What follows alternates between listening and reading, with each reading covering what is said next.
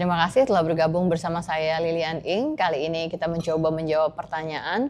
Saya banyak sekali mendapatkan pertanyaan mengenai Ibu, bagaimana pendapat Ibu mengenai under invoicing batubara dan kelapa sawit Indonesia dan pembentukan PT DSI yaitu Danantara Sumber Daya Indonesia. Terima kasih atas pertanyaannya yang sangat berbobot.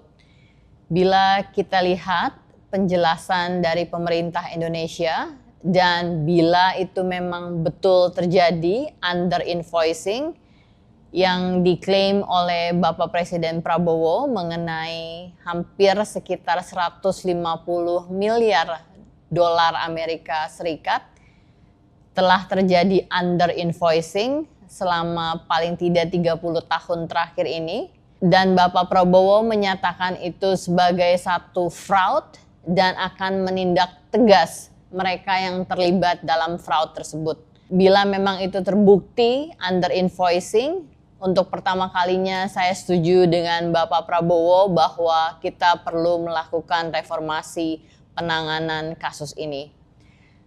Dan bagaimana tanggapan saya mengenai pembentukan PT DSI Danantara Sumber Daya Indonesia? Yang pertama perlu kita lihat dulu sejarahnya. Ini bukan kasus pertama kali yang terjadi di Indonesia.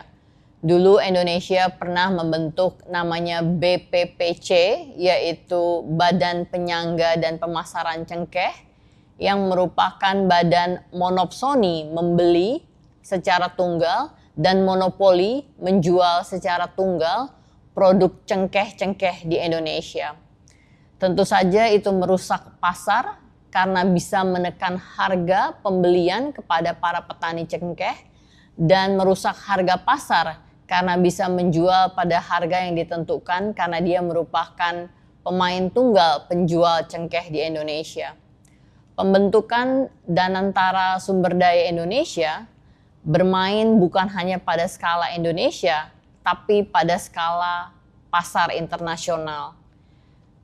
Pada prinsipnya, secara paralel, sistemnya hampir sama. Tujuannya adalah baik bahwa PT DSI akan mengkontrol pembelian batubara dan kelapa sawit dan melakukan penjualan batubara dan kelapa sawit. Namun perlu kita catat bersama, paling tidak ada 3 hal.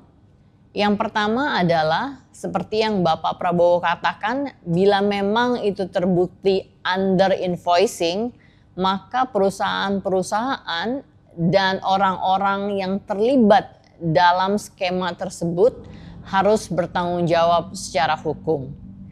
Dan yang kedua adalah perlu perbaikan sistem. Yang selama ini terlibat adalah Badan Bea Cukai, Badan Perpajakan, dan perusahaan-perusahaan yang terlibat termasuk juga Kementerian ESDM, Energi dan Sumber Daya, dan Kementerian Pertanian, serta institusi-institusi lain yang terkait.